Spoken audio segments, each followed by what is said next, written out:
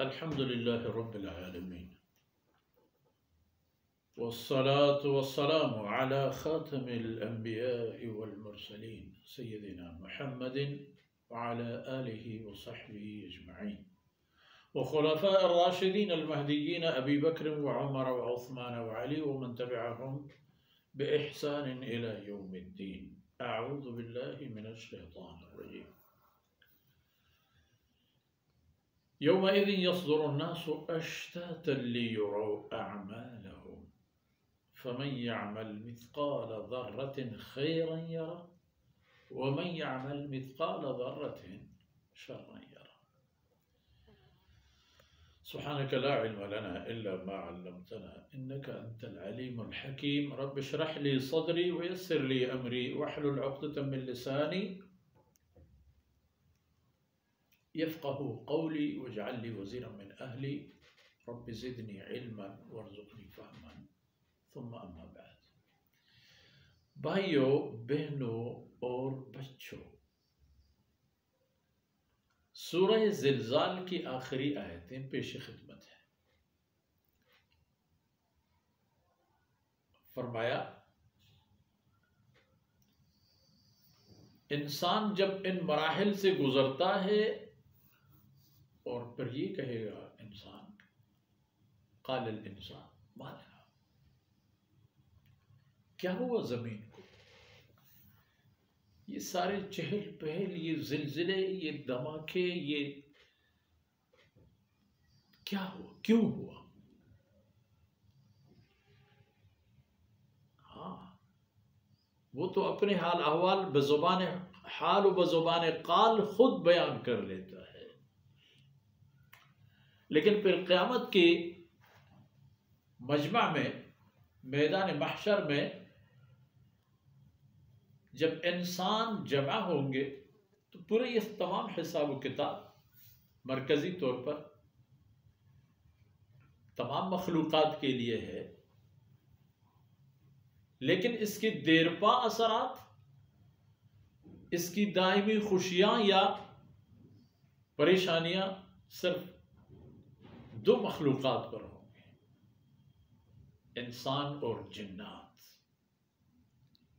لیکن یہاں انسان کی بات ہے، قال الانسان ما لها یومئذ یصدر الناس، اس دن میں لوگوں کو جمع کیا جائے گا، اکٹھا کیا جائے گا، میدان محشر کی طرف انہیں واپس لایا جائے گا جمع کر کے، اور وہ بھی جماعتوں میں، گروپ میں، فاسقین، فاجرین، منافقین، قاتلین، مجرمین، ہر ایک طرح کی اشتات، یعنی پراکندہ طور پر جماعتیں ہو کے میدان محشر میں جمع ہو رہے ہیں۔ کس مقصد کے لیے؟ لِيُرَوْا أَعْمَالَهُمْ، تاکہ اپنے اعمال دیکھ لیں، ان کو دکھا دیے جائیں کہ انہوں نے دنیا میں اپنی تباہی یا اپنی نجات کے کیا کارہائے نمایاں انجام دیے ہیں۔ تو جب باغی بنتا پھرتا تھا، میں تو کسی کی بات نہیں مانتا، میں تو نعوذ باللہ حلال حرام نہیں جانتا، ٹھیک ہے، اب آؤ اور سامنا کرو ان صورت احوال کا کہ جن پر انسان کا، مخلوقات میں کسی بھی ویلیو اور قدر کے کسی مخلوق کا کوئی عمل دخل نہیں ہو سکے گا۔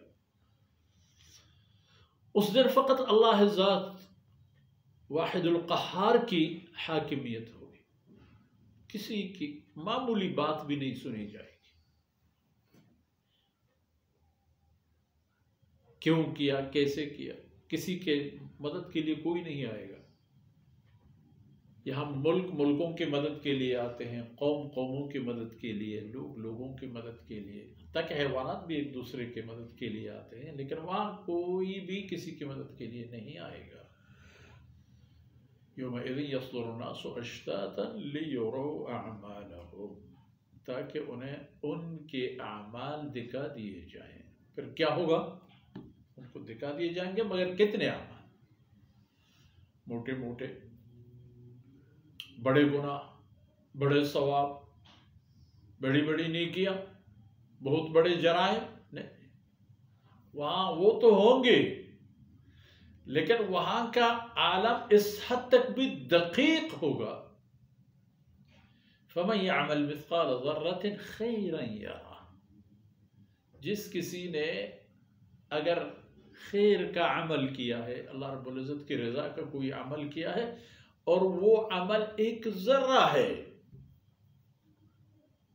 یرہ، اللہ فرماتے ہیں کہ وہ اپنے اسی ذرے کو بھی دیکھ لیتا ہے، اور وہ بھی اس کے ہاتھ میں تما دیا جاتا ہے کہ جناب والی یہ لے لو آپ کی ہستی. وَمَن يَعْمَلْ مِثْقَالَ ذَرَّةٍ شَرًّا يَرَهُ، اور جس کسی کی بری باتیں، برے اعمال، برائیاں اگر ذرہ کے بھی مقدار ہیں، وہ بھی ان کو دے دیے جائیں گے کہ لو یہ آپ کی تباہی. اب دیکھیے دنیا میں نمونے کتنے ہیں میرے اور آپ کے پاس.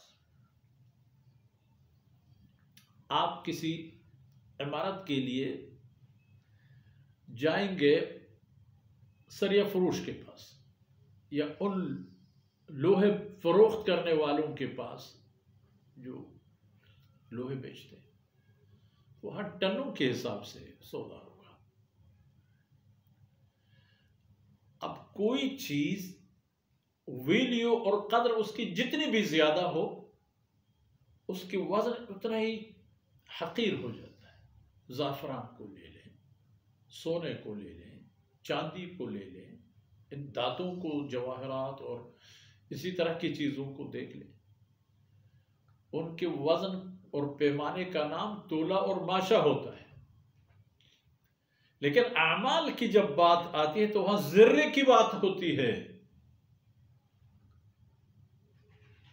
فکر اور سوچ کی بات ہے کہ یہ انسان اگر یہاں صرف عمل کے لیے آیا ہے، اور یہاں اس کے عمل ہی اس کی مقاصد زندگی تشکیل دے دیتے ہیں، تو پھر وہ دیکھ لے کہ وہ اپنے نیک اعمال کا کیا حشر کر رہا ہے، اور بد عملیوں کا کیا حشر کر رہا ہے، وہ کیا کما رہا ہے اور کیا گوا رہا ہے. یہ چلتے چلتے یہ بات کہ نیکیاں کمانا اور برائیاں گوانا، اور قیامت کے دن جب حساب و کتاب ہوگا تو حساب و کتاب ان باتوں کی، ان معاملات کی، زندگی کے ان لمحات کی، اسباب و وسائل کی جو اللہ نے دیے تھے، ان کے بارے میں پوچھا جائے گا کہ ان کا آپ نے کیا کیا. جو دے دیے گئے ہیں ان سے متعلق پوچھا جائے گا، جو نہیں دیے گئے ہیں ان کے بارے میں نہیں پوچھا جائے گا. اس لیے جو نیکیوں میں لگاتا ہے اپنے آپ کو، اپنے وسائل سمیت، وہ کما رہا ہے، اور جو برائیوں میں اپنے آپ کو لگا لیتا ہے اس نے کمایا.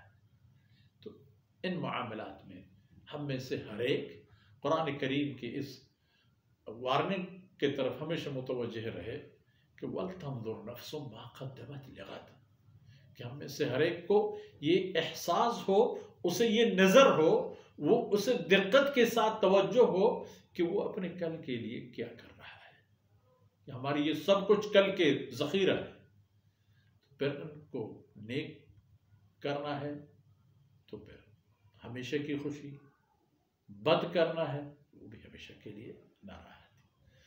ان باتوں کے ساتھ ہی یہ معروضات اختتام پذیر ہو گئے.